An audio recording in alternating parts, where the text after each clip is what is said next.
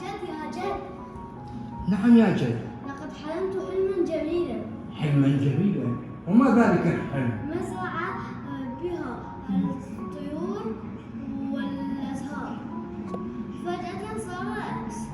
وفجأة صار أمس. تعال ودس يا حبيبي، يا أجمل زهرة وأجمل طير.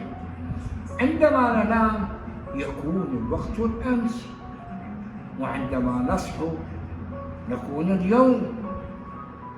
أما غدا فهو لم يأتي بعد يا حبيبي. علينا أن نفرق ما بين الأمس واليوم وغد.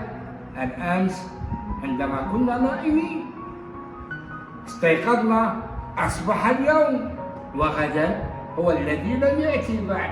هل فهمت يا جد؟ أعطني الجملة حبيبي.